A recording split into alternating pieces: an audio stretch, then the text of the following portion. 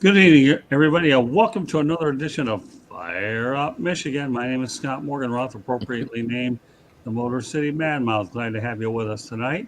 Hope you had a really wonderful weekend, and we're glad to have Taylor Phillips back. Welcome back, Taylor. Appreciate you being on. Yeah, great to be back. Fortunately, Ed Smith does physical therapy. He'll try to be on my own podcast tomorrow night at some point.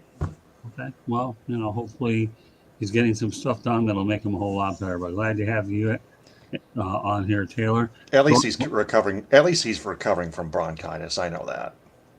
okay. Well, that's good. Hey, listen, I can appreciate the value of a good partnership. George Eichhorn and I know that we've been doing it a long time too. So I completely get it. Welcome back, George.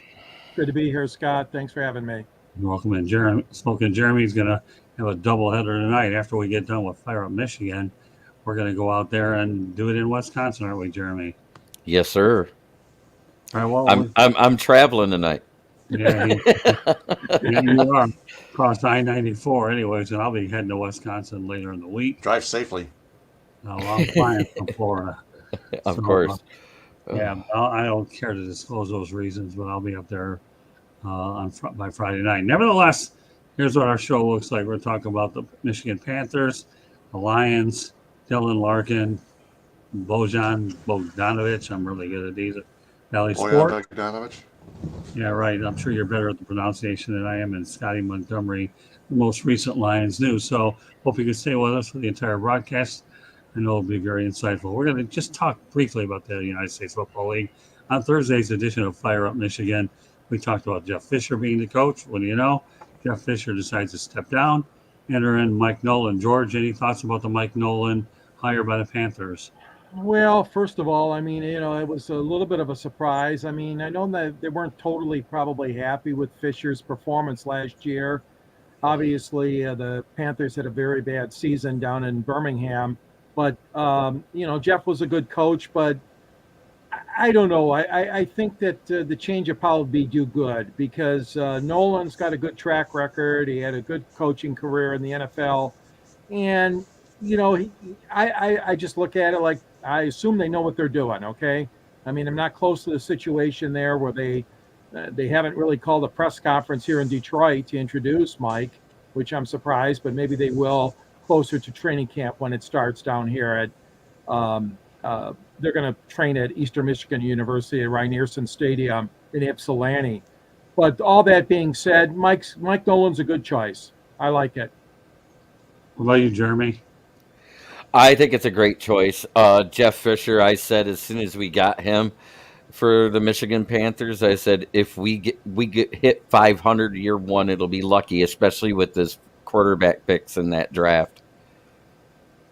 Okay. Well, Will Vogel, thank you very much for tuning in tonight. Will Vogel, I agree. Nolan has been around the NFL for some time. Of course, Dick Nolan, his father was a coach for a lot of years. All right, let's go on to, I'm going to turn over to Taylor Phillips. Okay, I want you to give me some more information about the possible return of Megatron to the Lions. What do you got there, Taylor? Well, all I have is they've been just in talks about. Well, they've been in increasing positive talks about him just returning. That's all I have. Okay. Would you like to see it happen, Taylor? Yeah, would you? I would. Yeah, I would. It's it's something Barry Sanders has actually never done. He's too old to return now, but I respect Barry Sanders. I still like him. I like Calvin Johnson too. Megatron. It's kind of a different feeling. Okay, well, it's always good that a lot of the old Lions are able to be involved with the team in some way, shape, or form, right, Jeremy? Yes, absolutely. With the Calvin Johnson thing, what it was is he finally received a letter from Goodell last year prior to the season telling him why Sheila just couldn't give him that bonus money back. And it's because it's in the CBA that if the owner does that, then all of that becomes immediate dead cap. Whatever bonus structure was left behind becomes dead cap.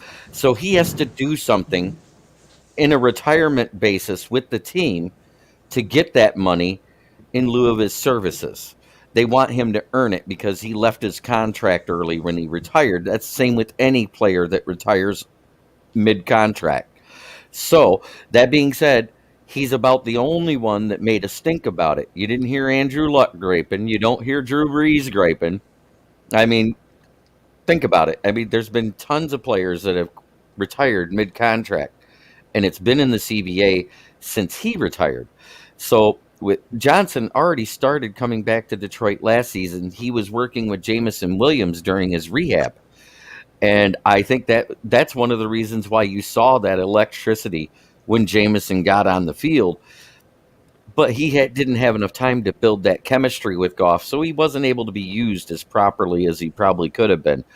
That being said, I think that's what you're going to see him being, is more of an advisor to the new wide receivers that come into the league for the Lions, and maybe like a rookie symposium type thing, or maybe even eventually get into coaching. But I don't think he said he doesn't even have the desire to coach.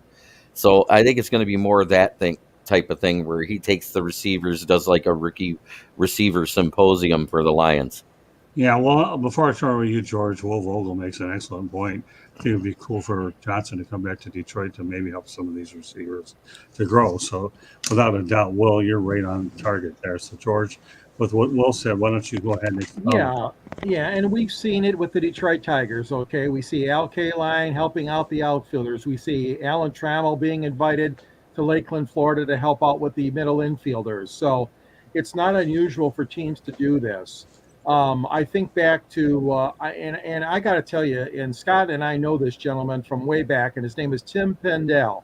Tim Pendell of the Lions has had one of the best alumni groups that I know of anywhere. And, the Red Wings is another good example of their alumni association. But Tim Pendell worked with, Lem Barney and Charlie Sanders, and, cultivating that group of former Lions that want to be around, that want to give back to the community.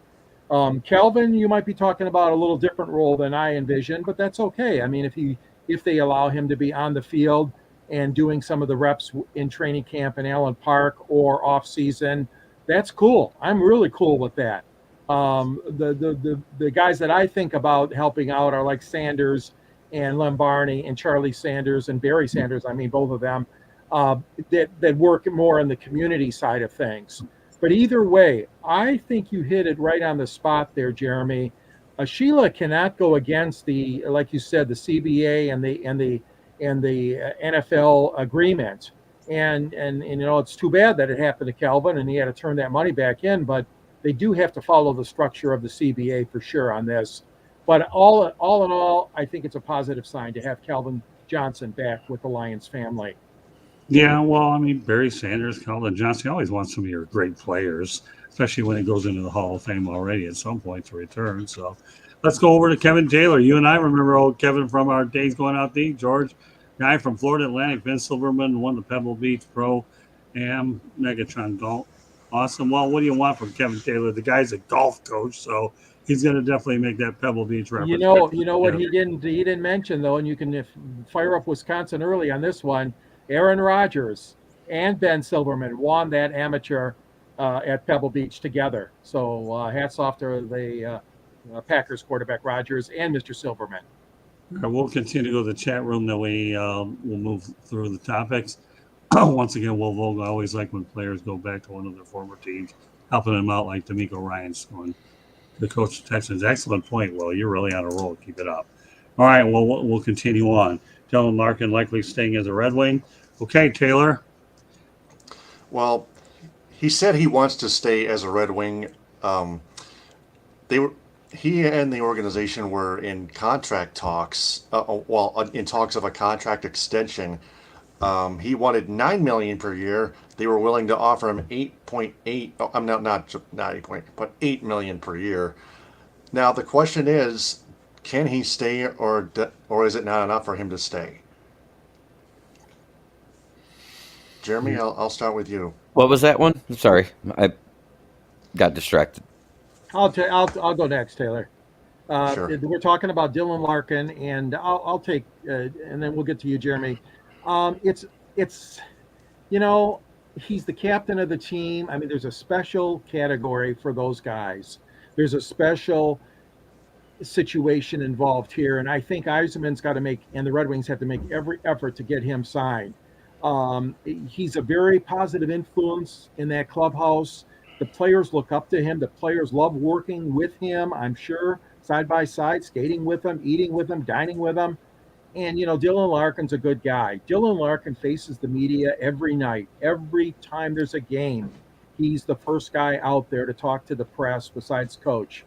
And they got to make every effort to keep him. And I know, like you said, Taylor, they may be $1 million apart a year, which is a lot of money.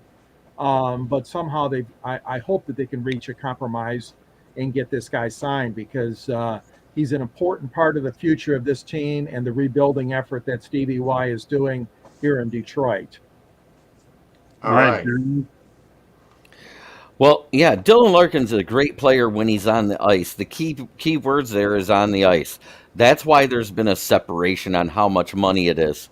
And when you're missing as much time as he has the last couple of seasons, it's a red flag for anybody that does the GM signing contracts. And that's why they're a little far apart on the money right now.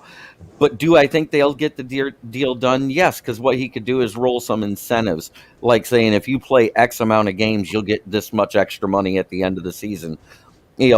Stuff like that. That's what they do with the injury-prone players. Yeah, the bottom line, you got a University of Michigan player doing well in his hometown. Such as Tyler Bertuzzi. Mm-hmm.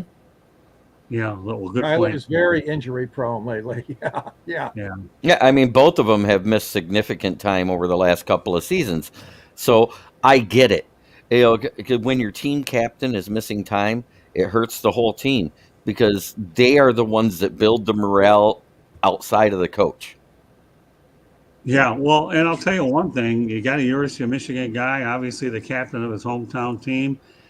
He's the face of the franchise, no matter how you go out and slice it. So before I go any further here, just let everybody know that Fire Up Michigan can be heard on iHeartRadio, Apple, Spotify, Google, or wherever you get your podcast. So whether you're on the subway, whether you're on the bicycle, whether you're walking, that's how you can hear it verbally. Also, please hit the red subscribe button on YouTube, South Florida Tribune.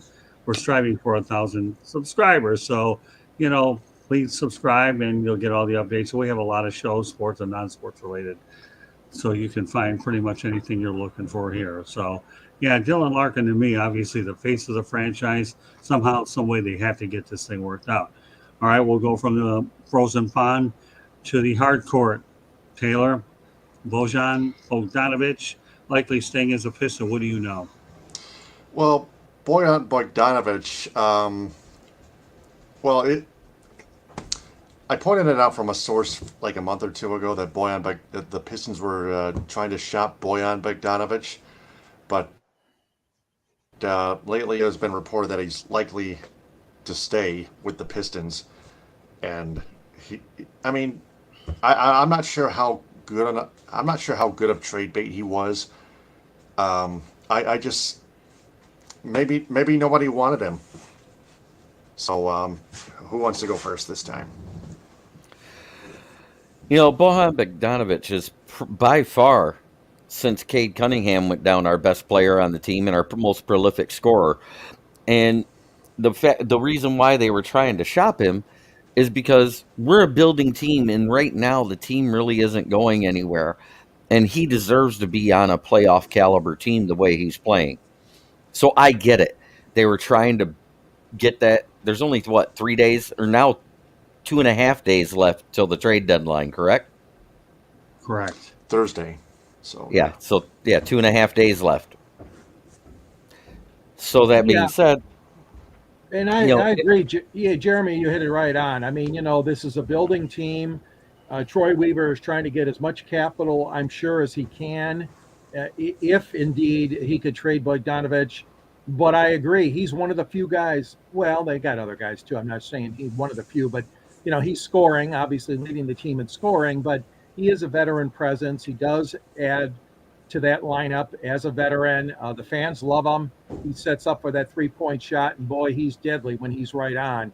And quite frankly, I would like to see him stay, because we don't have enough stability as far as the veteran presence goes on this team. But that being said, It's a similar situation to the Tigers when they put those guys out there for trade bait, and Verlander and those guys, when they were trying to rebuild. I mean, the Pistons are not the same situation as the Tigers, but they're not that far off either. Well, so I guess my question to each and every one of you, okay, at what point or another, and I'm going to go around the horn with this, and we'll lead up to you, George, where you stop trading good players away and you keep them? Because that to me is like, really, what kind of a message are you sending to your fan base? That's what I'd like to know. George, Yeah, Will Vogel chimes in. He says that Bogdanovic is playing well this year for the Pistons. Would love to see him on a playoff contender as a six-man or a role player. Well, I actually think he's good enough to be a starter on any one of the teams out there. Yeah, True. he can be a starter, obviously, absolutely. But I agree with you, Scott. There's something to be said about when do you stop? When do you stop the revolving doors? These teams that we got, especially in Detroit, I mean, I think the Lions aren't going to be in that category if they are anymore. But these other teams, the other three, I mean, they've got to start keeping talent here. I agree with you, Scott. And I mean, just for the sake. Now, again, unless you can make a trade that's going to be phenomenal, if Troy Weaver and Dwayne Casey can pull that off, well, that's something else to talk about. Yeah, you need some stability. At some point, the trade stuff has to stop. I mean, it's one thing to go out there and try to trade and get a haul of draft choices, but at some point you have to build, and you need to, because I'll tell you what, we all know back from our days, Cobalt of Detroit is not an easy sell downtown, and you've got to put together a competitive product. Nobody's asking for a championship yet, but something worth more than 20 wins a year. That'll get old after a while. All right, I'll turn it over to you, Jeremy. Address the same question. What's some point you stop trading away a lot of these good players? When you're a rebuilding team and you have a player that is semi-high dollar who's outplaying his teammates, sometimes what you want to get is enough draft capital to be able to replace him in the long run. It hurts you in the short term, but when you're sitting 29th out of 30 teams in defense and third in scoring, and you're talking about giving away your best scorer, the defense is why you're losing. Maybe get a defensive player back, because that's More what like we a need. defensive-minded coach. I would trade him for a defensive coach and a bag of chips if we could fire Dwayne Casey today. Oh, that's funny. I was going to ask you about Casey. All right, Taylor, what's your rebuttal with Jeremy, if there is one? Rebuttal?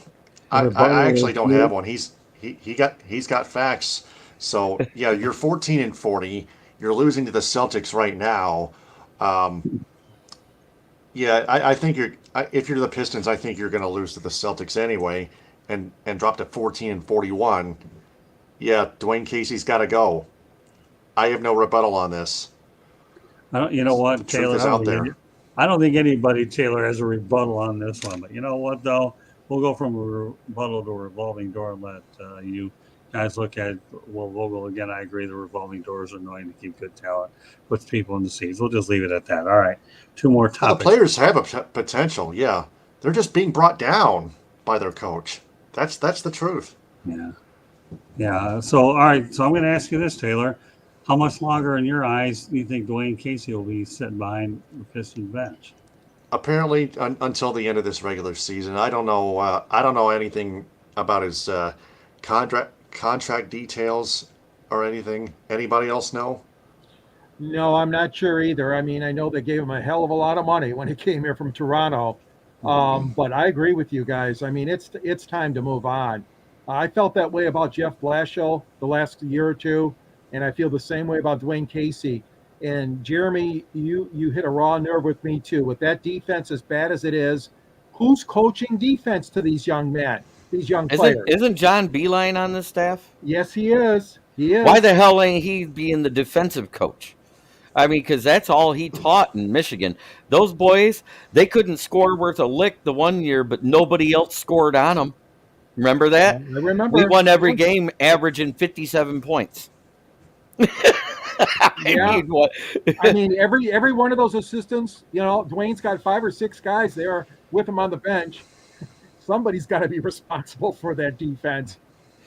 Will In Vogel, addition, could he- I'd have fired him during the G League this past off season. The All-Star break, yeah. Yeah, there you go. Anytime's a good time.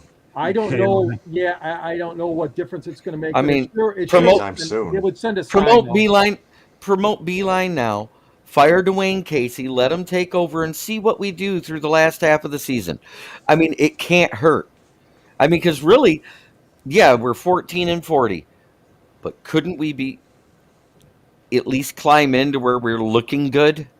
Yeah, I mean, because Yeah. this is ridiculous. Yeah, well, you know what's interesting? Yeah, why not let John Beeline take a crack at being a head coach for what's left of the year? Yeah, I hate to say you got everything to gain, nothing to lose because you're losing, but why not? So, all right, well, you know what? We'll move on to Bally Sports, which may be having a different set of problems right now. I don't care to get into it. All I got to say is Troy Reaper. You weren't afraid to get rid of Blake Griffin. You weren't afraid to get rid of other guys that we had, Jeremy Grant and all them. Don't be afraid to get rid of the coach. yeah. Please, for the love of God. Well, you know, well, I think I want to see Mark Jackson coaching the NBA for a lot of teams, whether the Pistons would ever get him or not. I don't know. We'll leave that out there. But sure, it's certainly worth posting. I'm not going to get a whole lot more detail because that's something I've been wishing for a while. All right, with that said, let's go back to the Bally's topic that we're talking about. Taylor, you talked about them adding Cameron Maybin, Todd Jones as Tigers analyst. Jack Morris is out. Yeah. Yeah, All right. for at least 2023, from what I'm hearing from a source, Morris could be back in 2024, but Craig Monroe is going to be the full-time color commentator alongside play-by-play guy, commentator Matt Shepard. And Bally Sports, all of its regional networks, by the way, have filed for bankruptcy. Right. And we could see, and from my perspective, we could, I could see a change of at least a name or something like that to try to produce more ratings or do whatever to draw the fans back in. So, especially including Bally Sports Detroit. Mm-hmm. Because Well- they are full of announcers who are absolute shills and homers, and they're just too one-sided. They're just not professional. It's just not professional enough in the field. It's what they want nowadays, though, Taylor. You hire these guys to promote your team, to sell tickets, to create enthusiasm. Matt Shepard is a cheerleader too, But Bally Sports. I mean, how many ex-Tigers do you want to have around? I mean, okay, so they got Todd Jones, and they announced Todd Jones is going to do 10 games. Okay, whoopee. Okay, is it because he's new and you want to try to break him in and he's only going to get a few? Is it I know why. Is it because of his family, his travel? I don't know what it is. Cameron 'Cause when- Maybin only doing 20 or 30 games. You know why he's only doing 10 games? Because Todd Jones, as a closer, only had 10 good saves, and the rest of them was a roller coaster ride. Well, Jeremy, that's a good one. I got a touche. There's never a show that you've come up with one of those Jeremyisms as Taylor continues to work for him. You got vaudeville comment. I'm here for the laugh factor, boys. Well, so there's something, Taylor, behind this Jack Morris move. If it's personal and they don't want it to get out, so be it. It was the issue that he had when he got in that argument last year, and it was a racial slur that was said in the Xenophobic, broad. technically. That too. I mean, it was homophobic and racist. The slurs that were used by Jack Morris. He was suspended, I think, for like a month or two. No, And then no, He made an Asian accent remark. That's xenophobia, which is different from racism and homophobia. This was about Shohei Ohtani. Mm-hmm. Yeah. Good. Glad He was an all-star, for God's sake. Yeah, it was a bad Jack look. Morris was showing, And that's why he total had to. disrespect. I knew he was going to be gone this offseason from Bally Sports, but to bring Cameron Maybin, Todd Jones, and everybody else back, I get it. It's a Detroit network. It's Bally Sports Detroit. Well, So they I'll say bring this in the much, hometown I'll they say bring this in the much, hometown guys to try and draw the fans back in, because average attendance has been dwindling for ever since the last time we went to the World Series. I'll say this much about Cameron Maybin, though. He's been working with the Yes Network with the Yankees for a while, so it's not like you're bringing the guy that doesn't know what he's talking about. And years ago, I interviewed Cameron Maybin You over did, I remember. when he got traded to the Marlins for Miggy, as we all know. So yeah, I don't know. I'll be curious to see how this all develops as well. All right, final topic of the night, one which is an updated news story, and we're going to lead off with you, Jeremy. Okay, Scotty Montgomery, the new Lions running back coach, formerly the Indianapolis Colts. What do you know about this one, Jeremy? Well, what I did a little bit of research right away because I wanted to know who we were getting and why we got him. He's been with Indy the last 3 or 4 years, which means he's been the guy that coached Jonathan Taylor and Naheem Hines and Zach Moss after the trade with Buffalo and everybody else. And the running game has actually been really well. Quarterback play is what's cost them playoff games or playoff contention the last couple of years, or 3 years technically. Phillip Rivers, Carson Wentz, Matt Ryan. They went from meh to oh God to it got worse at quarterback. I mean, what else can you say? That being said, I'm excited to see what they do. It looks like he can come in. He also was the assistant head coach for Indy. And there was 3 other teams that wanted him that are actually good teams. And one is a new hire. Frank Reich was trying to bring him in as assistant head coach because he already brought in Deuce Staley as offensive coordinator. So he was going to make him fill the role that Deuce Staley had with Detroit, running backs coach and assistant head coach. Well, he chose Detroit over Frank Reich, Brandon Staley, and Sean Payton, and there's some pretty big names in there, and one of them was a playoff team last year. Fair enough. All right, Taylor, any insights on this? Well, I'm just waiting to see what Scott Montgomery can do as running back coach for the Lions. It'll be interesting to add to the Lions offense. DeAndre Swift, Jamal Williams, and other running backs that Montgomery's willing to work with, and that they're willing to work with him. That's all of it. All right, well, let me add one thing before I bring in George. Okay, just before we went on air, Brian Flores, the new defensive coordinator for the Minnesota Vikings, good hire by the Vikings. I saw what Brian Flores did here in Miami.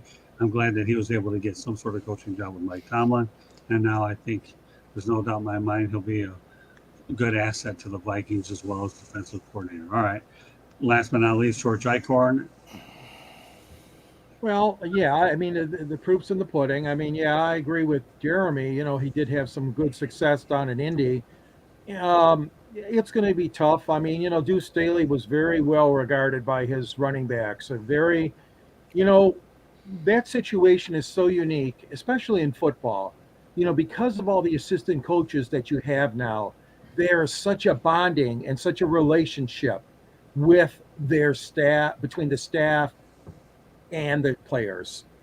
And again, Deuce Staley was a good man to have there. And obviously, Coach Campbell looked up to him. So the fact that they were able to get somebody of that quality, I like that. I like that a lot. And like you said, Jeremy, other teams were hungry for him as well. So let's hope that bonding and that relationship again nurtures itself. I hope Jamel comes back. I mean, they got a contract situation there. They got to straighten out. DeAndre Swift. I mean, yeah, he made some strides, but again, you talk about somebody injury prone that really has to step up. You guys remember on Hard Knocks? You remember those comments that Deuce Staley? And, if you'd have cut that back inside, you'd have had a touchdown. Yeah, remember that? He put it right back out there for him, and everybody in the whole football world saw those comments and challenging DeAndre. This being said, I hope that Montgomery works out really well for the Lions. Yeah, the only thing I'll add to this, they need to get Jamal Adams under contract, period. So the tight end coach and the running back coach we hired, I think it's funny that one was an assistant head coach / game planner. The other one was the offensive passing game coordinator and tight ends coach for Arizona. Now, whether he gets that role here is another story because he had Kyler Murray, and the passing game didn't look too damn good this last season. No, and don't forget Dre Bly too. We welcome Dre Bly to the scene. Yeah, and we got Dre Bly and cornerbacks coach. We talked last week about that a little bit, but welcome. It's great to have him on board. It's great to have a former Lion player as well as one of his caliber, because remember he was off of a Super Bowl roster when he came to us, right? Didn't he play for the Rams when they went to their Super Bowl? Can't remember. Yeah, Well, it was. Yeah, I'll just say this about Dre Bly. The man wanted to come home. Wants to play Honolulu Blue and Silver. That's all you need to say. He calls. Hey, listen, Taylor. The guy calls it home. How many people can actually say they want to call Detroit home? But this guy does. So hey, you got to give him that much. And he owned a league that my brother played for as an arena football league. So I love the guy. Yeah, I'm sure a lot of people will. So all right, before we wrap this puppy up here, Taylor, any closing thoughts about what took place in the world of Michigan that you want to talk about that we haven't gone over? Well, I want to go back to this Bally Sports Detroit Jack Morris thing. They offered him less work, and he denied it. That's why they parted ways. So that's why he's out. He's out for at least 2023. Well, we don't know about 2024. And so Taylor, Craig Monroe's going to take over. He used to do the Minnesota Twins. Wasn't there any opening for him to go back to Minnesota? As a color commentator? Well, yeah. He did the Twins before he did the Tigers. Right. Yeah, before Bob Uecker retired. He was with Bob Uecker. I haven't got any word on that. Right. He's from Minnesota anyways. I believe he's done color commentating for the Tigers. I haven't heard anything. They probably are all set. Maybe they don't need him. I think he's off for this year. Who knows, like Taylor said, what will happen in 2024. So just kind of curious. So with that said. But yeah, I wanted to fill you guys in on what actually happened. Again, they offered him less work and he, because they're bringing all that talent in, bringing Maybin Jones into the broadcast crew, and he didn't want to because he wanted more money for his son to pay for his son to go to college. That's why. Interesting. It's all about the money. It may be all about the money, but you know what? If you're making some money, that helps pay for that college, then no money.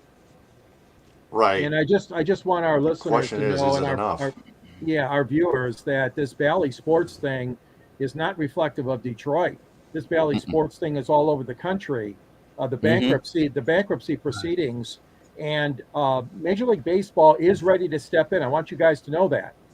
There's not going to be a lost season of no Tiger broadcast. Major League Baseball is ready, and the MLB network to step in if they have to. Now it's going to be a huge cost, and from what I hear, they don't really want to have to do it, but if they do have to do it, they will step in and rescue our local broadcast rights, such as Bally Sports in Detroit.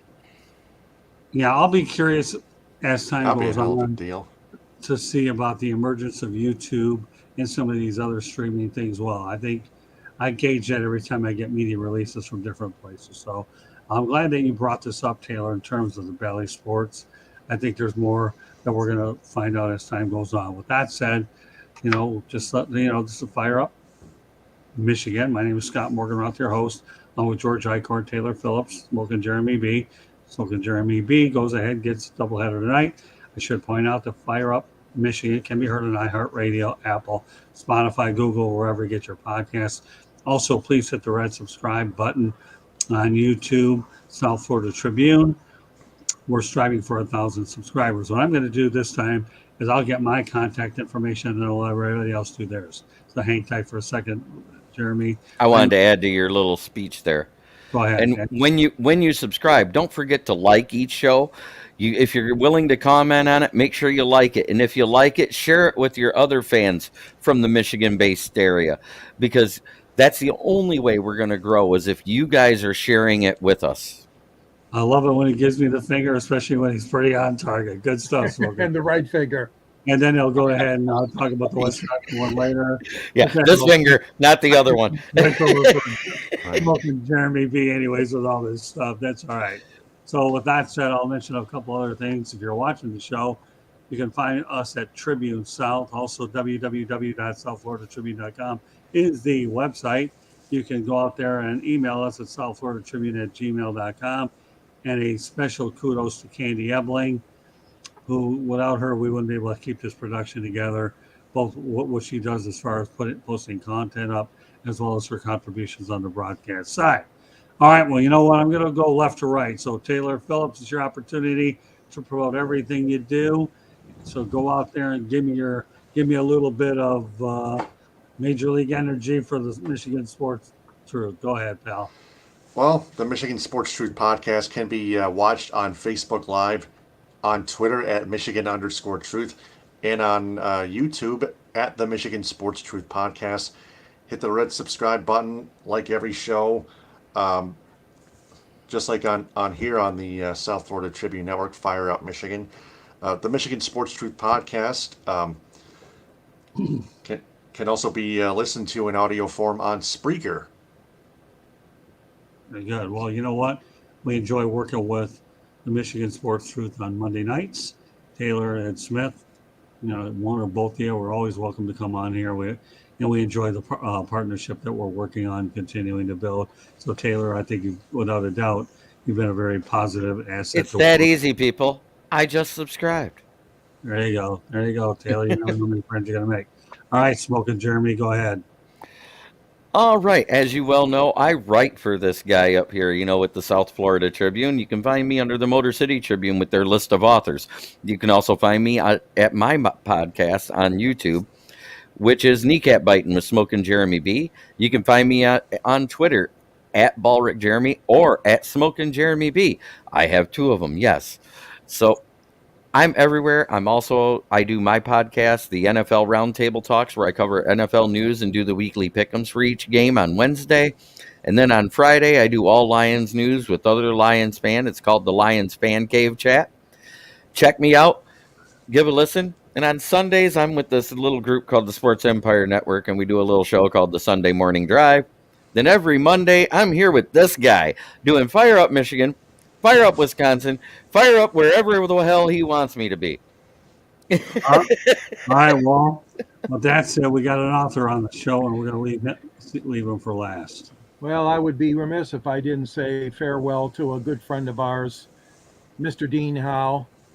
Dean Howe of the Flint Journal and MLive.com and all the other publications he wrote for, covered the Pistons championships, columnist. He deserves a spot in the Michigan Sports Hall of Fame, Dean. Hopefully one day you're going to get in there, but God bless you and God rest your soul. Amen. I have a book that I wrote. It's called Detroit Sports Broadcasters on the Air, and that features the likes of Ernie Harwell, Van Patrick, Bud Lynch, Bruce Martin, Frank Beckman, Bob Reynolds, Dave Dials, and Scott Morganroth. Scott is in the book, and my dear friend I've been partners with for over 40 years, and Scott interviewed the great Muhammad Ali and the great Jimmy Connors, and we've got wonderful pictures. It's an easy-to-read book, and it's available at the Tribune website, South Florida Tribune. There's a link at the end of my columns to the book to order it from Arcadia, my publisher. I can also be heard on this show every Monday night, and I'm happy to be part of the Detroit Monitor family for a long, long time, and the Motor City Tribune family now as well. And you can reach me at gicorn@yahoo.com or on Twitter at SNGSports99. Thank you. Well, just so you know, this episode is titled, Will Megatron Return to the Lions? Well, hopefully he does, makes a contribution. But what a great night with you guys tonight. George as always, Jeremy as always, and the new Taylor Phillips as always. Okay, so with that said, we appreciate you joining us here on Fire Up Michigan. So on behalf of George Icorn, Smoking Jeremy B, and Taylor Phillips, I want to thank you very much for joining us tonight. And we will catch you in about 2 weeks. I'm going to have to go out of town next Monday for some family business, but I won't disclose the details. So, meanwhile, take care, everybody. Have yourself a wonderful night. And once again, we want to thank everybody for their contributions in the chat room. Will Vogel, Kevin Taylor, and the rest goes on and on. So thanks for your participation as well. It's all good. So meanwhile, take care, everybody. And thank you very much for joining us on this edition of Fire Up Michigan. Fire Dwayne Casey, please.